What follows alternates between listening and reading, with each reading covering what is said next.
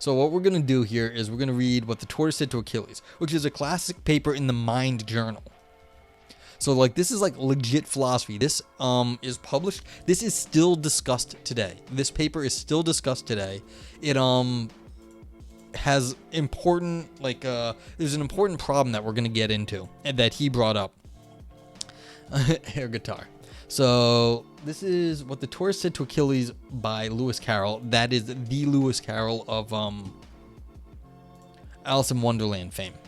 So he's writing technical philosophy under his pen name, which is interesting because he could have gotten published under his normal name, which is Charles Dodgson, which is where he was known in philosophy. One of the interesting things was the editor of Mind didn't understand this and had to like discuss with him what was going on in here. Like this was so like interesting. They were like, is this good enough really? They didn't understand. And so there's like a correspondence we still have between Lewis Carroll trying to break down the problem for the editor of Mind. 69, dude. Excellent. Yeah. So, yeah.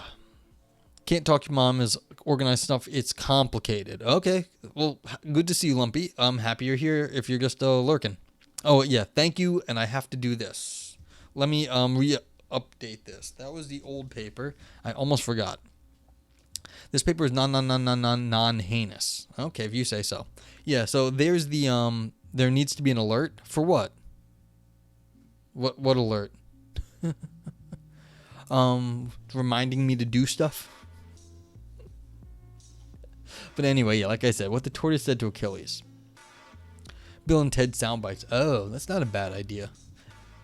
Yeah, and we get some, what's his name? The comedian. He's a good guy. Okay, so here we go.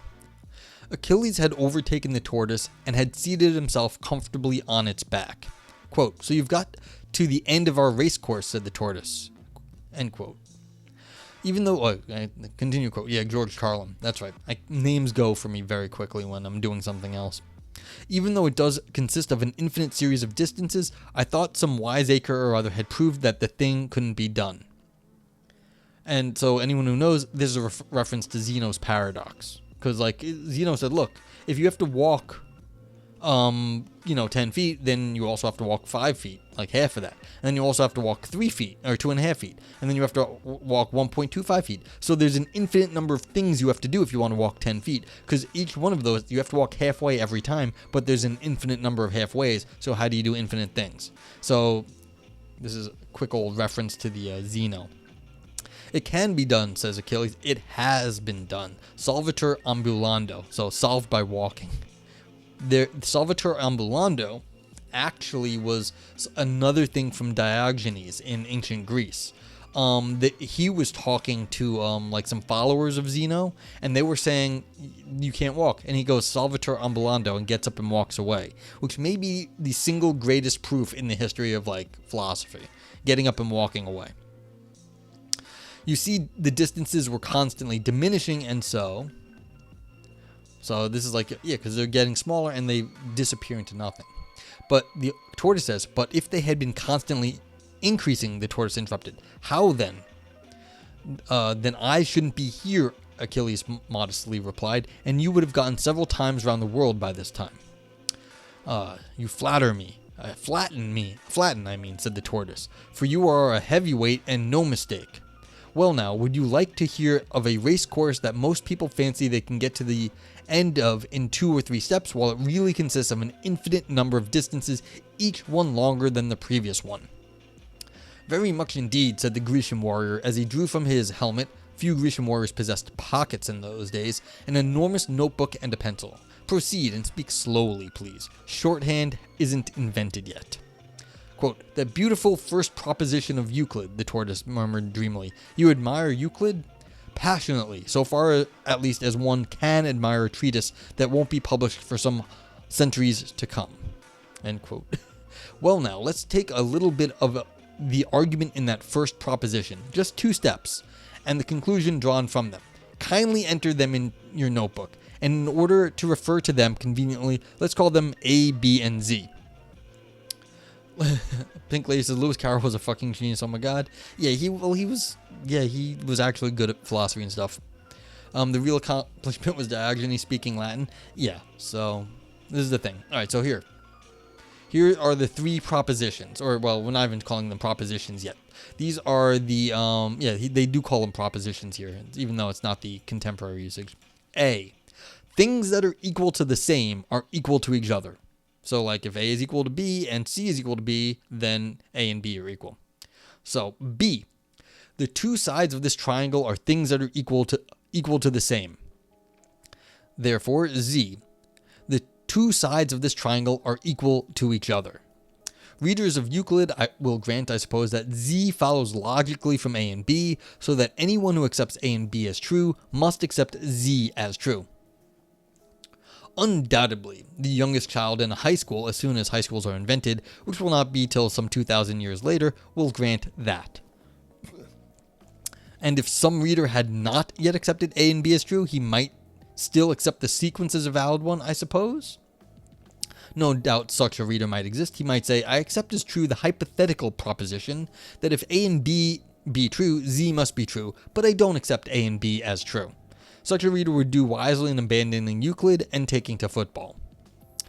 And might there not also be some reader, it's interesting, we got typos here, be some reader who would say, I accept A and B as true, but I don't accept the hypothetical.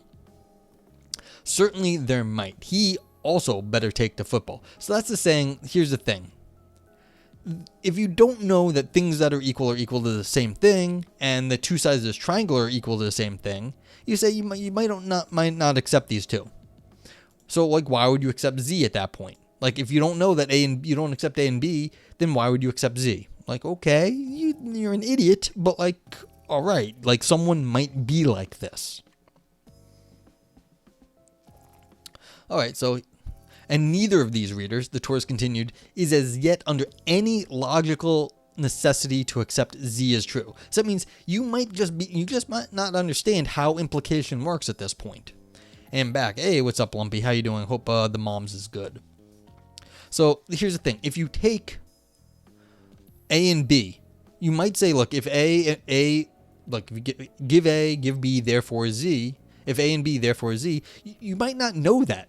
So like whatever, but even if they do imply it, you might not know it yet. So you have to learn how to do that, is the thing. Okay. So but you're not under any necessity to do this. Like even if like from Z does follow from A and B, you have to learn that, don't you? So you might not be that sort of person. Okay, so the Tortoise says, well now, I want you to consider me as a reader of the second kind and to force me logically to accept Z as true. A tortoise playing football would be, Achilles was beginning, an anomaly, of course. The Tortoise hastily interrupted. Don't wander from the point. Let's have Z first and football afterwards. Quote, this is Achilles. I'm to force you to accept Z, am I? Achilles says musingly. And your present position is that you accept A and B, but you don't accept the hypothetical. Let's call it C, said the Tortoise.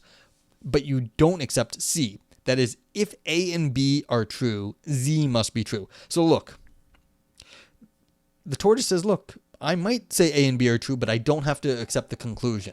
So that's this line C.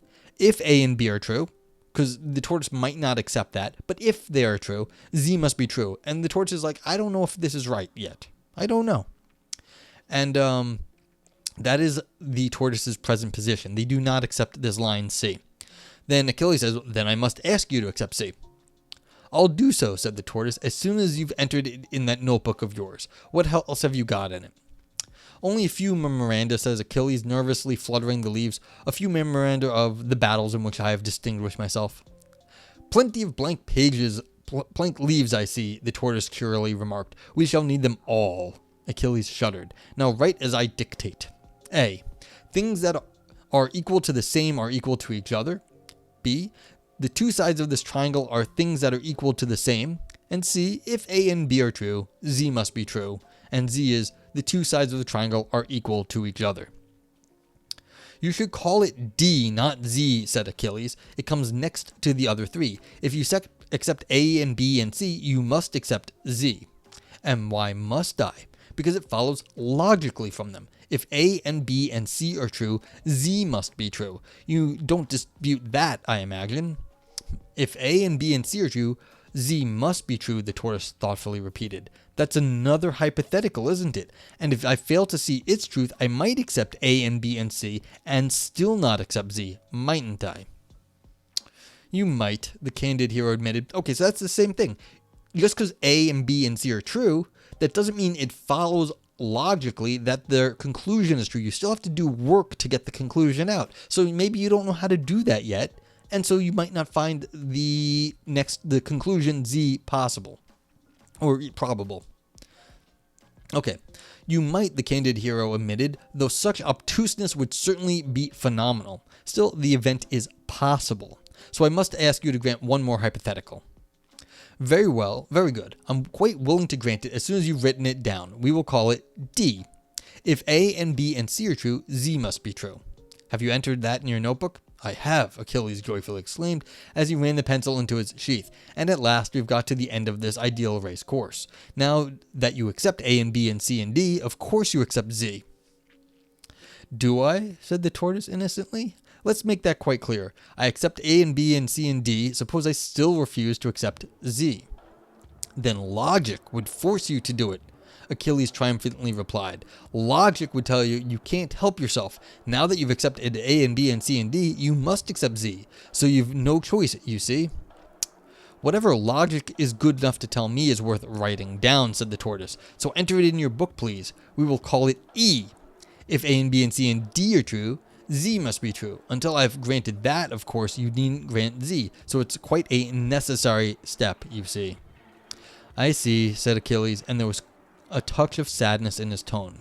Here the narrator, having pressing business at the bank, was obliged to leave the happy pair and did not again pass the spot until some months afterwards. When he did so, Achilles was still seated on the back of the much-enduring tortoise and was writing in his notebook, which appeared to be nearly full. The tortoise was saying, "Have you got that last step written down? Unless I've lost count, that makes 1,001. There are several million more to come.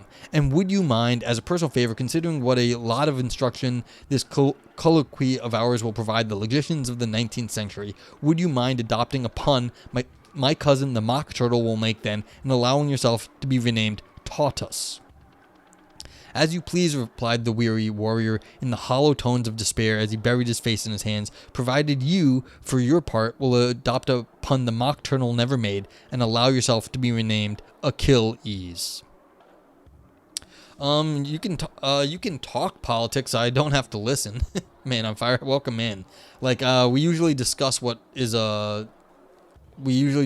we're talking about in the paper though. Yeah, DCI. It's a fucking endless chain of reasoning.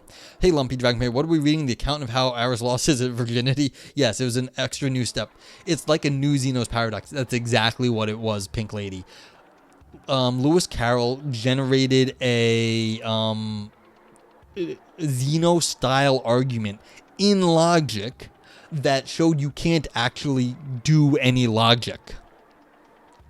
The axioms of rationality cannot be justified without circularity. Yes. Well, here's the thing.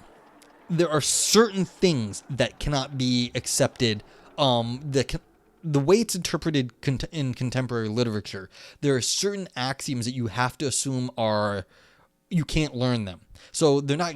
The justification is it's not even a question of justification. It's that they're not even learnable. You can't even learn certain axioms of logic.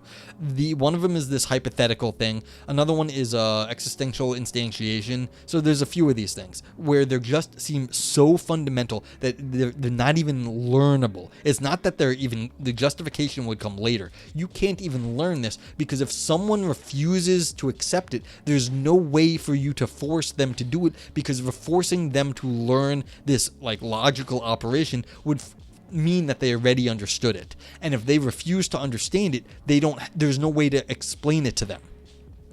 It's self-evident. Fuck you, tortoise. It is, because you can see that the tortoise is using implication in the discussion, but they refuse to accept it as a logical operation, and so they clearly know what they're doing, but that's the whole problem here, is that there is no way to convince somebody of certain logical operations if they do not already accept them. Does this apply to math too?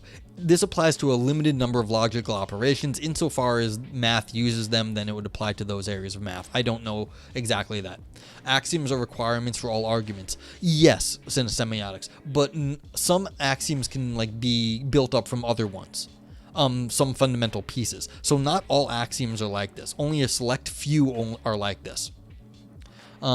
Yes, math is premised on all math. Yes, but like again, you can sometimes give good arguments for why certain things are the way they are. But this is the thing. Now, one way of thinking about this is that there are certain rules of logic, like hypotheticals, like implication, and you can do that. But the rule itself of implication, you have to have a schema for that. And you have to just accept the schema. Because once you start plugging in things, then you use them, but the schema itself is like not something that is part of the base logic. It's part of the meta logic, the other stuff. Yeah. So you understand this goes beyond math. Just curious. They invented set theory. Looking into it. Yeah. Well, parts of set theory. Yes. So this is the sort of thing, and this was really the start of this is one of the beginnings of 20th century logic, where they started looking at the meta level. What are the rules you need to actually set up logic? This is one of the problems. How do you actually set up the meta logic, the meta language, so that the logic works as it's supposed to and you don't run into problems like this? So you've got to have a correct meta language where you have sort of like schema and rules at that meta level, so that the logic you're actually using to like run your mathematics doesn't collapse. Yeah, so Hilbert's paradox of the Grand Hotel as is known. Yeah, well, that's like boxes and filling them in. But yeah, so this is sort of it's similar to that, but at the logical level. And that's why it's kind of scary, because you can't actually, it's not like it's part of math. This is part of reasoning in the sense that you cannot even learn it. You have to already be able to do it. And so what is the status of something that is not learnable? It's called the adoption problem. Kripke worked on this. And Romina Padro in her dissertation, because she's here in New York and I know her, she kind of brought it back, and now more people are writing on this now since her dissertation a few years ago. And sadly, Kripke just died, and so it's kind of interesting. We're not so sure what's going to happen. But a lot of people actually have started revisiting this. Yeah, it's like a handshake agreeing on protocol. Exactly, semiotics. How do you actually, you have to accept certain just sort of protocols. And if you don't accept the protocol, there's no way to do it. There's an old thing where two generals had to like communicate, and how do you like get them to accept the truth of the communication? Like, that's what it is. Overlaps with epistemology too, I'm sure. Romina Padro.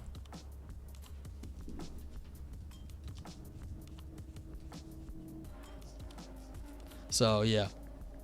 Unreal Brian says, haven't we gotten with logic where we are with geometry? You can start pretty much with whatever axioms you want and see what happens. Yes, you can do that, Unreal Brian. Whether those axioms are any good, depends. And the answer is actually no. There's certain things you do need. Like, not anywhere. Like, there's some really fundamental things that you're not going to get away with. If you're dealing with, you need an implication in some sense. And if you can't even, like, talk, like, or an implication like thing. So if you have like, if you're only talking about conjunction, you might get away with not talking about this, but like you can, that's like literally only conjunction. Once you have a negation in your logic, then you can form up an implication, and then you can get a like disjunctive syllogism and reasoning, and then you'll be subject to this regardless. So any logic you want to use, you're going to run into this problem. So maybe you can make up a logic that doesn't really get here, or it doesn't really make sense, but it's not a logic that does anything. So it's well, sound logical arguments are damn important to avoid this chaos. Well, you're not going to avoid the chaos. You can't get away from this problem, is why it's still discussed. You need to have certain operations, and you can't just, not that you can't justify, you can't even understand what it is to get rid of those operations. Not justify them. You can justify them any number of ways. The problem is deeper than justification.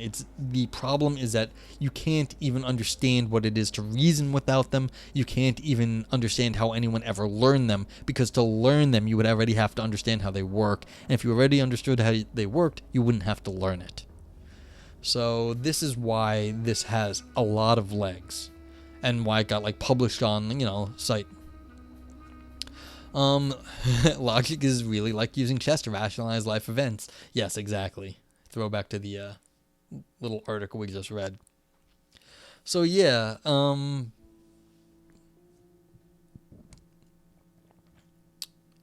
yeah, and there's a bunch of work on this. Contemporary work that talks about logics that deal with different rules at the meta level.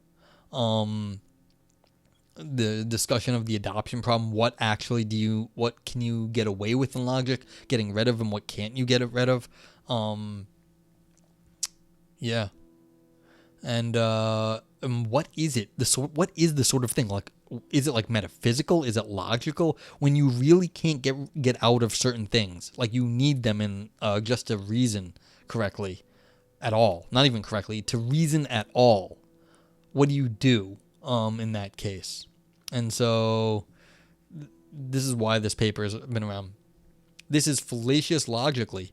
What do you mean? How is it fallacious logically? I mean, what is logic then, if this is fallacious? This is talking about what you can't do in logic. Like, you can't actually get rid of certain things and still be making sense. So, yeah. Any question?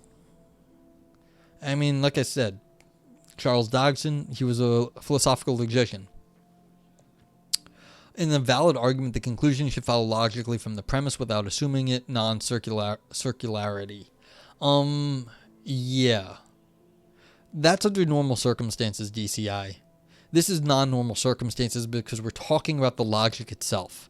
And once you're talking about the logic itself in logical terms, it's always going to be circular. You're always going to be in some sort of circularity. And so if you're talking about like valid and sound arguments, you're not actually talking about the logic itself. You're talking about something else that is not there. And so you don't have that luxury of non-circularity when you're talking about the logical operations yourself. So non-circularity is great, but only when you're talking about non-logical topics.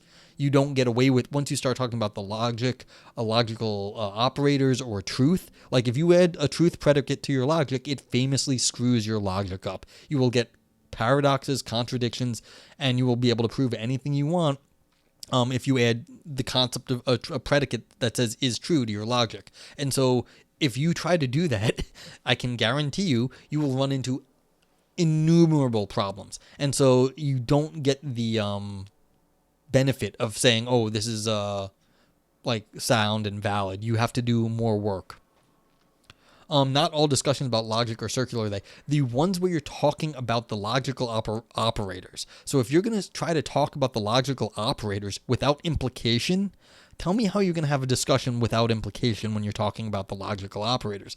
And in your discussion, or like, say you can't use conjunction. You can't use the word and. You can't use the word or. You just have to say this sentence and then like another sentence, and they're not related to each other. You can't say that sentence and that sentence, or this is implied from that. You need to talk about these things. You can't get away from them. And so, yeah, it's all going to be a circular thing. Not all discussions about logic are circular, are they? No, but you're going to have to do it sometimes. And that's the problem here. When it actually comes up, you are screwed because it's always going to be circular. Maybe that's why Aristotle includes rhetoric. Well, we're talking about formal logic here, which Aristotle also talked about. The rhetoric, yes, but that won't get you out of the problem because the rhetoric is going to have logical operations within it too. Because when you are trying to convince somebody of something, you're going to say, you're still going to have conclusions. And you're going to say, this follows from something else. Why? Maybe because of rhetoric, but it's still part of the rhetoric. So you even appealing to a non-logical concept like rhetoric is not going to save you. And that's why this is important, because there is nothing else that you can go to. Nothing can save you from this, because you're talking about the logic with logical. You have to use logical terms to talk about the logic itself. Ivan Neal says, as I see it, the tortoise is inserting the proof of an axiom of deduction in an intermediate step, and that result is in a digress, but I do not think this is deep. The deep statement is that the axiom of deduction is not provable without circularity any more than a principle of induction. Deduction should not be given priority over deduction. Deduction should not be given priority over induction or deduction there. It's deep because you need to understand this for logic. And the question, Ivan, is that, I figured it was deduction should not be given priority over induction. The problem is that you can't use induction either. It won't work, because you would have to still have a base case for induction, and you don't get the base case here. You don't. Like, there is no way around this, because the logic itself yes, that's exactly right. You're using the proof of an axiom in an intermediate stuff. Correct. Why is that a problem? Tell me. You have to use logical operators, and you can't do it without using them in your explanation. And so even the explanation why it's wrong is circular. And so it's like, if you try to get out of it, there is no way out. DCI says, if you avoid circularity in logic, you can just define the relation between terms using logical operators rather than repeat yourself a million times. Well, we just accept it. Like, you have to say, okay, I know what it is to have, like, this follows from that. Like Achilles was saying. It just follows. If two things are equal to each other, then to something else, then they're equal to each other. If A and B are equal to C, then A and B are equal to each other. But like, it just follows. But if you don't accept that it just follows, there's no way to get you to, because how would you convince someone of that without having them already understand the rule? There's no way to do it. And so it's not a question of induction, because there's no base case. You can't even get the one case. So is this like the all humans are mortal thing? What's the all humans are mortal? I don't think so, but I don't know. Ivan Neo says, you just think the story approach is a kind of an obfuscation? Sure, but like, this is legit Lewis Carroll of Alice in Wonderland fame, and he was a working logician, and you can go read his technical papers under his, like, Charles Dodgson, his, like, professional philosopher name. So, like, yes, this is a little bit of an obfuscation, but like, that's not the point here. He could have written it out logically if he wanted to. I'm sure he did. You can go look at it. Like I said earlier, we still have his correspondence between him and the editor of the Mind Journal, where he explains it with, like, more formally. And so, yeah, yes, it's an obfuscation, but it's a lot more fun, Ivan. And it's literally like, this is like nothing. Like, it's like a few pages. So it follows. Pink Laser. It's a lie. It's not even as tasty as cake. So it follows from this paper that logic is flawed. It follows from this paper that we do not understand everything about logic. So, like, the current logic we use needs improvement. Yeah, I mean, but that's always been the case. It's not like we have everything figured out. For all natural numbers, n squared is greater than or equal to n.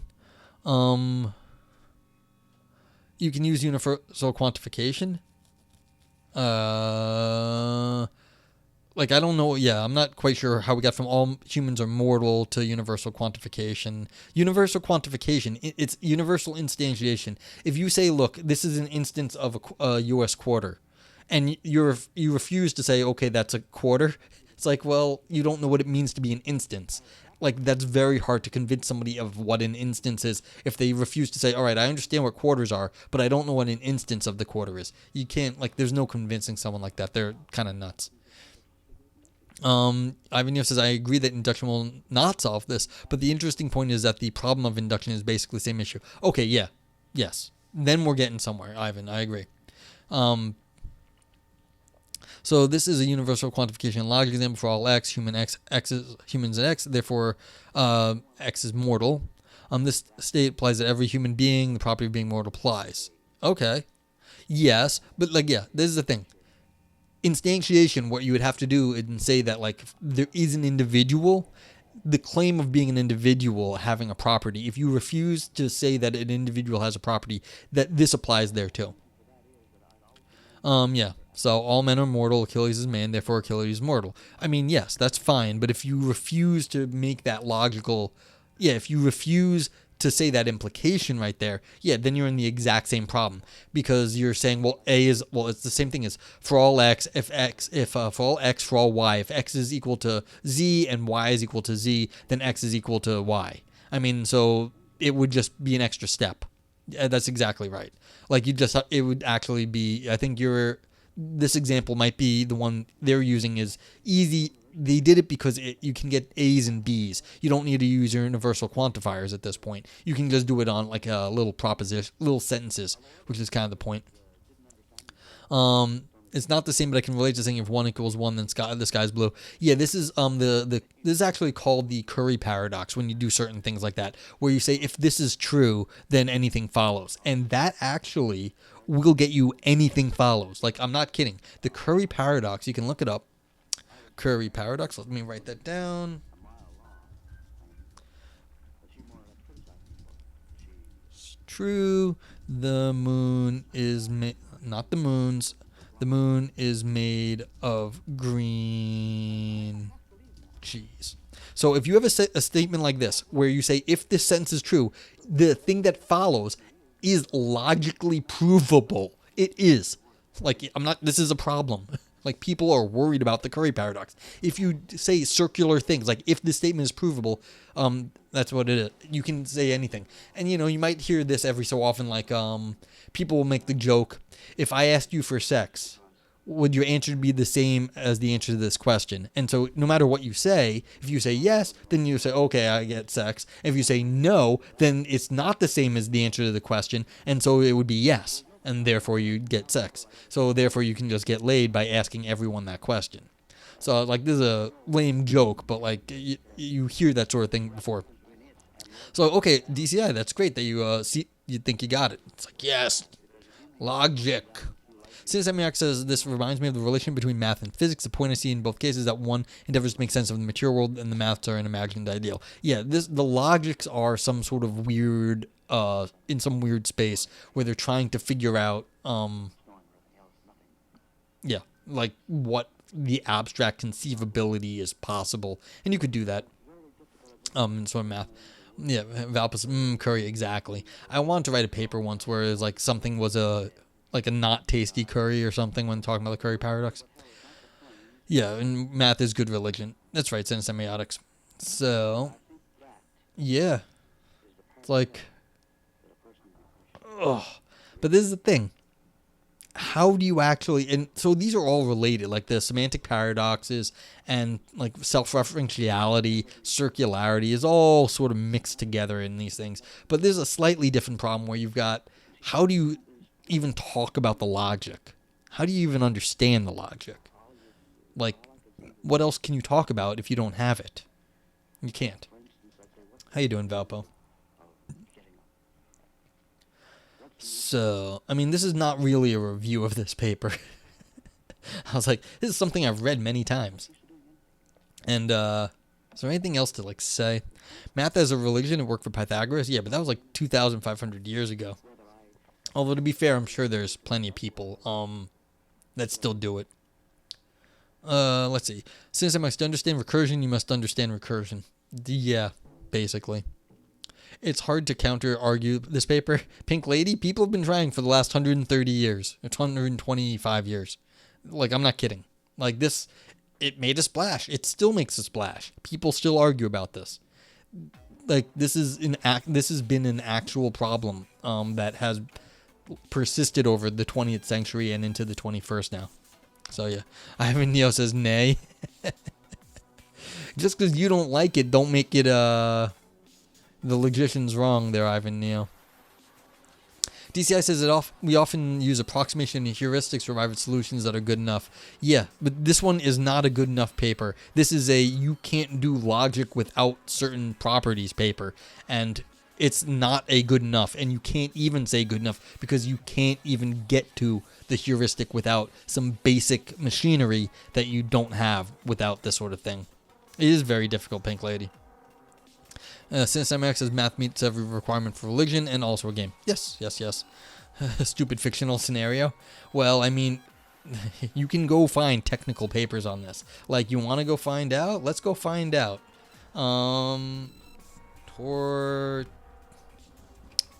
Oh my God. Said to Achilles. You love this paper? Definitely a cup of tea? Yeah. So, like, yeah, 1895 9 here. Like, yeah, this is another one. There's 1,000.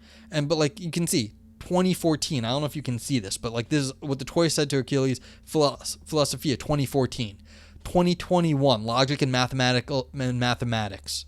2002, 2018, 2002, 1975, 2017, 2010, 1951, 2005, 2015, 2005, 2017, 2010, 2019, 2014, 2001, 1999, 2019, 1941, 1941, manuscript from whatever, 2008. Like, it's, people have not stopped talking about this in the last, 100 years. Ivanio says, who else was imagining Achilles as a bunny rabbit? It would be fun. It is, like I said, Lewis Carroll universe. So, like, the Lewis Carroll universe is including, if we include all of his math and logic, it's a Lewis Carroll cinematic universe is pretty big. DCI says, inference and reasoning are not the only tools we have to understand the world, thank God. Yeah. But, like, this is one of these problems that, this is one of these, like, serious problems that philosophers sort of, like, mull over at this point. Like, they're just like, I'd like to, like, I've heard people say, I like to, like, good philosophers, good logicians, they're like, they think, oh, I'm going to write something on this. It'd be fun. So it's like, this happens. Yeah. Quite applicable, in fact, a reiteration of the point. Yeah. We have observation, experiment, intuition. Yeah. Evidence does not speak for itself. What do you mean, just like that people are writing on it? Well, I was just making the point that, like, people still argue this. That philosophers think it's important. Of course, that doesn't make the philosophers right. I'm just saying the professionals do think it's important. Yeah, emotion, ethical sense, self-awareness, absolutely semiotics. I mean, there are other things out there besides logic that matter.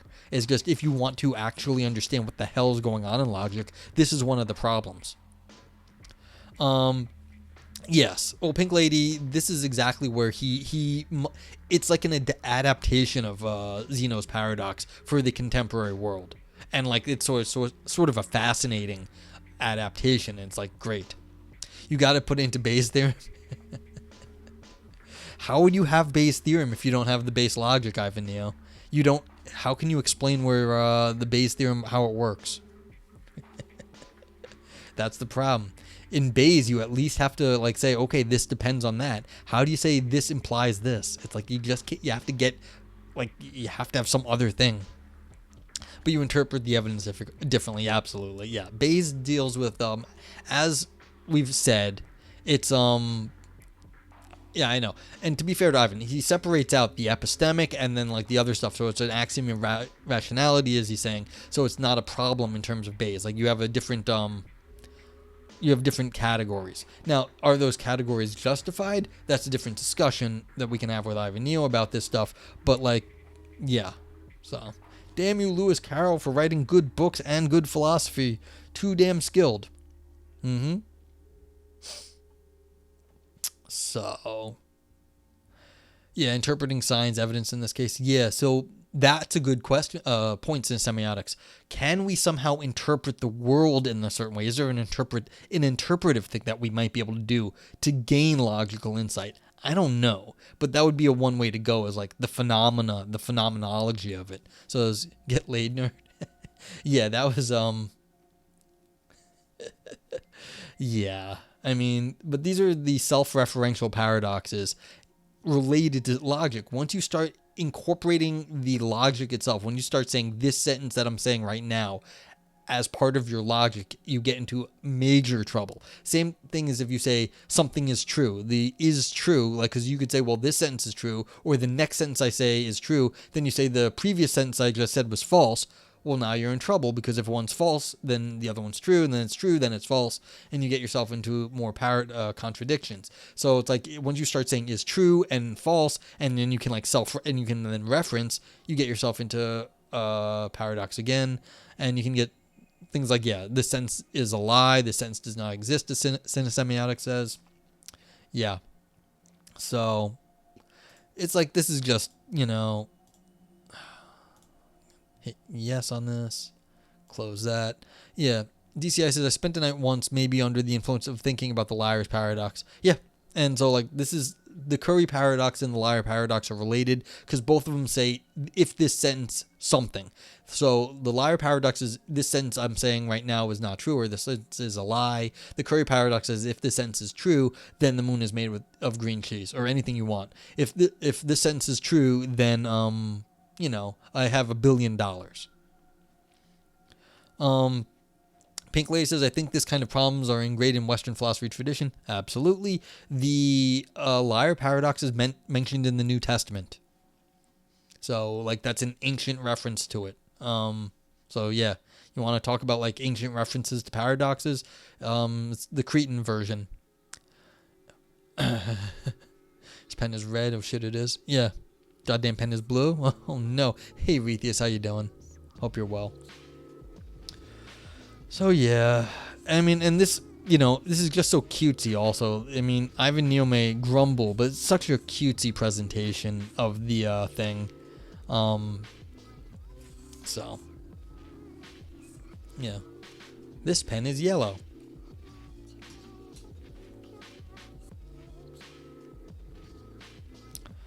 Yep. So, how long have we been going? All right. Alright, I don't quite know if there's a whole lot more I can, like, say about this at the moment. But yeah. Like, it's, good stuff. Did I hear about the unexpected hanging paradox? Is that the joke right there, DCI? That is, what's it called? That's, in the reverse induction paradox. Okay, no. It's not that. It involves a prisoner who's told they would be hanged at noon on a surprise day of the week. Yeah, this is the reverse induction paradox. Yeah, I do know this. The prisoner reasons that he cannot be hanged on Saturday when he is to be hanged on Wednesday. It appears that he is wrong. Let me explain this a little bit better. So the way I've heard it is actually that no to it being a joke. I know what it is the reverse induction paradox. So, like, if you say, all right, the teacher says you're going to be hanged this week, but I'm not going to tell you when, it's going to be a surprise. So you know that if it's on Friday, like, you didn't get a test on Monday, Tuesday, Wednesday, or Thursday, then it'll be on Friday. So it can't be on Friday. But if it can't be on Friday, then is it on Monday, Tuesday, or Wednesday, or Thursday? Well, it can't be if it can't be on Friday, then it can't be on Thursday because you'll know it by Monday, Tuesday, or Wednesday. It won't be a surprise anymore. So then you can keep going back and back and back. So it can't be any day of the week. So, yeah. Read this. Oh, did I watch the new ContraPoints? I did not. I don't know what the Mott and Bailey argument is. Yeah. Modus Poland. All right, that's kind of hilarious. And is that when you, like, annex part of Poland to, like, be something? I feel bad joke. Sorry. Defining humor is the best way to fuck up being funny. Yeah. Haha, logic has no power here. Yeah. Can we just say that most opponents is an axiom that we accept? Yes, we can, Pink Lady. We all do accept it. The question is why? Why? We all accept it. It's not a problem. Now, we might not all accept the exact same version of it, but we all accept something like modus ponens. And the question is why and what goes into that.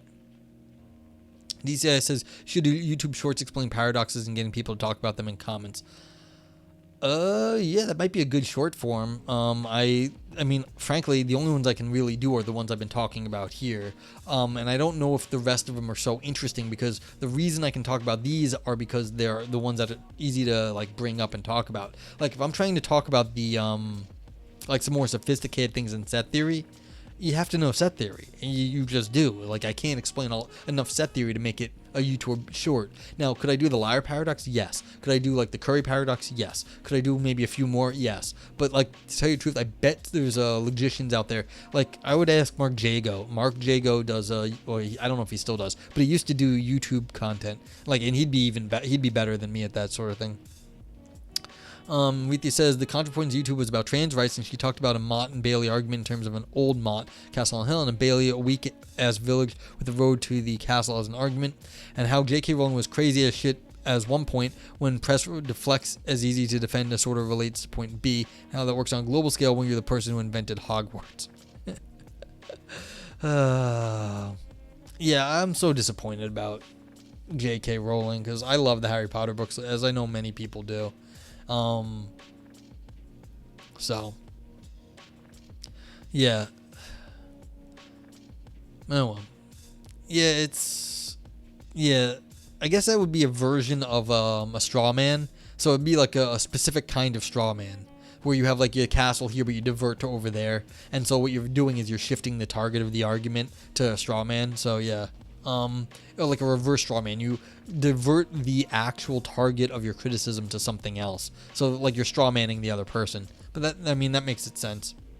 Yeah, it's the most specific straw man of all time. Yeah. I mean, it is a strategy. Like, I hadn't heard that name of it, but of course, like, I've actually considered most argument forms. So, yeah, it's a diversion technique.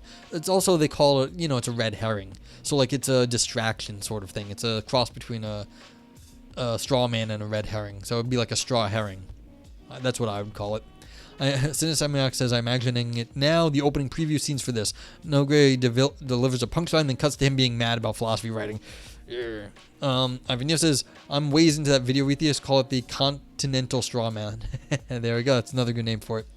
Pink Lace says, what horrors could be unleashed if we deny the modus ponens axiom? You're an asshole is what you are. Because that's my biggest takeaway from this is the Tortoise is an asshole in this story. He clearly understands how implication works if he's having this conversation. And if you deny it, you are an asshole. That's the problem. Because you clearly you're not denying something you actually don't understand or believe. And then you're an asshole. Billions of people read her books and want her to be better so they don't have to think about it. Yeah, I mean, I'm with you. I'm with one of those billions of people. I loved her books. I don't want to have to deal with her being a shithead. And like that's one thing I was not expecting to have to worry about because she's done a lot of great things other than this, and then now she's gone and spoiled it for all of her fans. Like she gave all of her money away to like supporting helping kids. Like that's great. And then she goes and like ruins a whole bunch of other kids' lives. Like what the fuck? And not just kids. I cannot imagine being J.K. Rowling really. It's like it's fucked up. DCI says, what's that one about the barber who shaves all men who do not shave themselves and only shaves men who do not shave themselves? Does the barber shave himself or not? Yeah, that's a version of the Russell's paradox. So yeah, if there's a barber who shaves all the people in town that don't shave themselves, so this is like you're part of a set that like it's the old Groucho Marx joke. I wouldn't be part of any club that would have me. So if you are, what if you're like in, now the question is, if you are a barber that shaves all the people who don't shave themselves, you ask, well, who shaves the barber? If he doesn't shave the barber, then he shaves himself because he shaves everyone who doesn't shave himself, but then he does shave himself, so he can't shave himself. There's also the heterological paradox. Heterological means it applies to all things that it applies to all other things besides itself. Now, does heterological apply to all heterological? Well, if it does, then it doesn't. And if it doesn't, then it does. Heterological paradox. And it's the same thing. These are versions of Russell's paradox, which blew up Frege, which blew up like all of like the logic of the 19th century and into the 20th century. To be honest, if a tortoise is talking to you, you're high as fuck. Well, I don't know. Maybe Achilles